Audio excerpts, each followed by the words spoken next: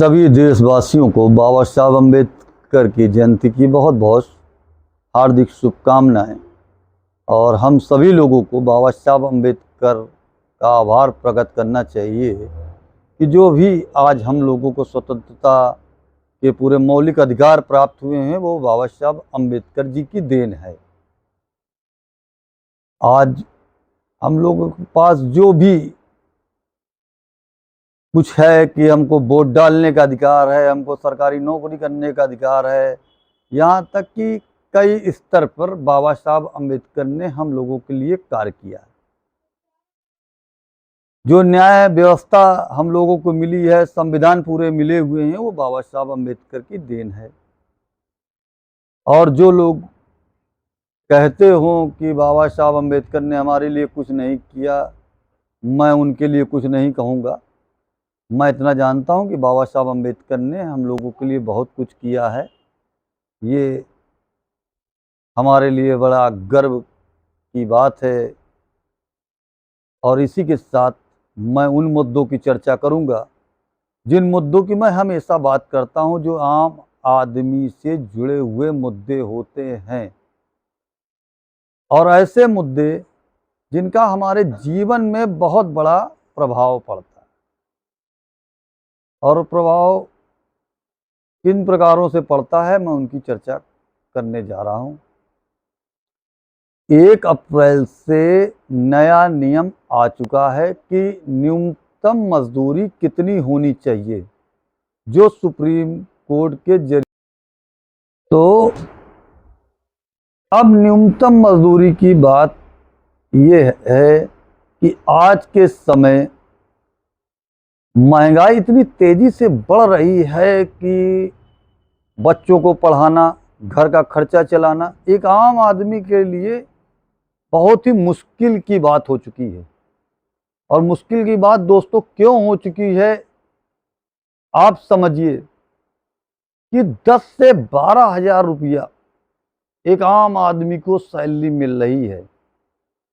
और इस सैलरी में एक आम आदमी अपने घर का खर्चा नहीं चला सकता।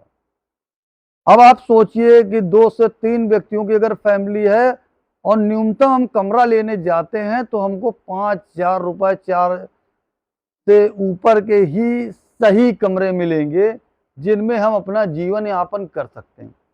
और बचे हुए 5 से 7 हजार रुपया में क्या हम लोग अपने घर का खर्चा चला सकते? नहीं चला सकते। हम लोगों की मेहनत होती है, कंपनी मालिक, फैक्ट्री मालिक या जिन आउटसोर्स थर्ड पार्टी कंपनी या आउटसोर्सिंग से हम लोग जिनके अंडर में नौकरी कर रहे हैं, वो लोग तो हमारी मेहनत पे मोटी रकम कमाते हैं और हमको मिलता क्या है? 0/सन्नाटा दोस्तों। अब उनसे पूछा जाए कि क्या आप 10 से 12 हजार रुपए में नौकरी कर रहे हैं कि अपना खर्चा चला सकते? नहीं चला सकते। और हम लोगों से कहा जाता है कि 10 से 12 हजार रुपए दे रहे हैं और आपका पीएम फंड कट रहा है और आपका एसआई कार्ड है और सब कुछ इंश्योरेंस भी है। तो हम लोगों को जो थर्ड पार्टी या आउटसोर्सिंग से नौकरी कर रहे हैं, कितना इंश्योरेंस प्राप्त होता है? ज्यादा 50 हजार रुपए का। उन 50 हजार रुपए में अगर एक घातक बीमारी उत्पन्न हो जाए किसी को, कि कैंसर हो गया या बड़ी कोई बीमारी हो गई, तो क्या इतने कम रुपए में अपने बच्चों का या अपने परिवार का या अपना इलाज कराया जा सकता? नहीं कराया जा सकता। नोएडा, हरियाणा, कई जिलों में मैं देख रहा हूं, कई राज्यों में मैं सुन रहा हूं कि लेबरों ने धरना प्रदर्शन कर रहे हैं कई प्रकार से, जिससे जैसा हो रहा है उस हिसाब से वो आंदोलन कर रहा है।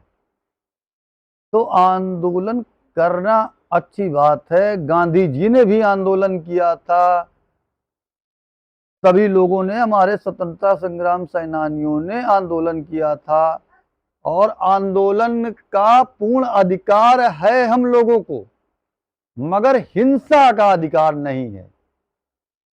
मैं सबसे पहले उन भाइयों से कहूंगा कि जैसा मुझको सोशल मीडिया के जरिए से जानकारी मिल रही है हिंसा की, वो हिंसा बंद करें। मैं हाथ जोड़ के ऐसे लेबरों से और ऐसे मजदूरों से प्रार्थना करना चाहूंगा कि हिंसा बंद करिए।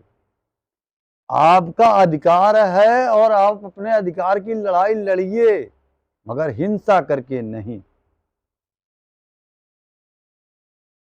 और रही बात अपने अधिकार पाने के लिए, तो अधिकार पाने के लिए हमारे पास कई अन्य रास्ते हैं और हिंसा की जगह हम शांतिपूर्ण ढंग से भी प्रदर्शन कर सकते हैं और अपनी बात को शासन प्रशासन तक पहुंचाया जा सकता है। दोस्तों, मेरे भाइयों, मेरी बहनों, सबसे मैं यही विनती करूंगा कि आप अपनी बात को रखें। रखने में कोई बुराई नहीं है, बस हिंसा में बुराई है। हिंसा कोई अच्छी चीज नहीं है।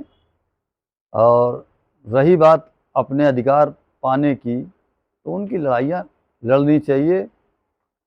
अब जैसे मेरे यहाँ भी लेबरों का एक नियम आया है, लेबर एक्ट का 13,500 रुपए का। अब हमारे यहाँ तो मात्र 12 रुपए डेली के हिसाब से बढ़ाया गया। 12 रुपए डेली के हिसाब से आप गणना कर लीजिए कि हमको 26 दिन का कितना रुपया बढ़ जाएगा। और शोषण तो मजदूरों का आज से नहीं, जमाने से हो रहा है। 8 घंटे के नाम पे हर जगह 10 से 12 घंटे ड्यूटी ली जा रही। ये हमारा दुर्भाग्य है। और बहुत सी तो ऐसी कंपनियां हैं जो 1 साल के कॉन्ट्रैक्ट बेस पे रखती हैं, 1 साल के बाद वर्करों को हटा देती हैं रोटेट के नाम पे।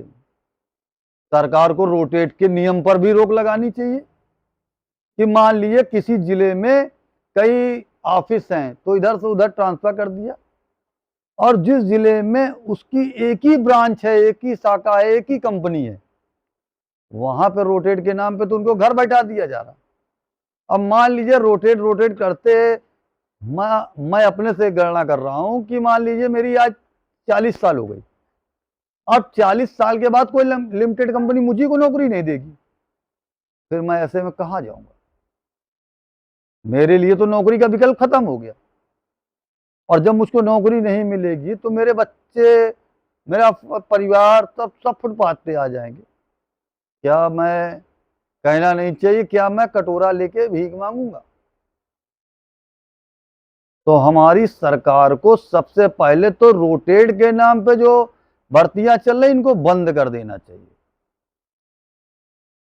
और एक गवर्नमेंट का जब जियो आ चुका है न्यूनतम मजदूरी कितनी होनी चाहिए, तो गवर्नमेंट को भी सख्ती से हर कंपनी में जाकर देखना चाहिए कि भाई जो सुप्रीम कोर्ट का नियम आया है या सरकार ने नियम लाए हैं, वास्तव में उतनी पेमेंट दे रहे हैं कि नहीं दे रहे हैं। और जो थर्ड पार्टी कंपनियां हैं, कंपनियों से तो एग्रीमेंट ज्यादा का है, मगर वो एक मोटी रकम बीच में कमीशन के रूप में लेने के बाद हम लोगों को सैलरी कट ऑफ करके देते हैं। तो मेरे हिसाब से तो थर्ड पार्टी वाला सिस्टम ही बंद कर देना चाहिए दोस्तों। और मैं सरकार से भी हाथ जोड़कर पुनः निवेदन करूंगा कि थर्ड पार्टी का सिस्टम ही बंद कर दिया जाए। और सरकार से मैं यही विनती करूंगा, आग्रह करूंगा कि आम आदमी की मजबूरी को देखते हुए, महंगाई को देखते हुए न्यूनतम सैलरी कितनी होनी चाहिए, इसको विशेष रूप से ध्यान दें। कई जिले ऐसे हैं जहां मेट्रो सिटी घोषित कर दी गई, अब वहां न्यूनतम वेतन जो होनी चाहिए वो नहीं। और बैंकों में क्या है, न्यूनतम बैलेंस रखें। अब मैं उनसे पूछना चाहता हूं, 10,000, 12,000, 8,000 रुपया पाने वाला न्यूनतम बैलेंस अपने बैंक अकाउंट में कहां से लाएगा? मुद्दे बहुत हैं दोस्तों, चर्चा हम लोग आगे भी करते रहेंगे। मैं भारत का एक आम नागरिक हूं, छोटी सी नौकरी मैं भी करता हूं, अपने बच्चों का भरण पोषण करता हूं, अपने जैसे तैसे होता मैं भी अपने फैमिली का गुजर बसर करता हूं। तो मैं दर्द समझता हूँ हर एक मजदूर का, हर एक व्यक्ति का।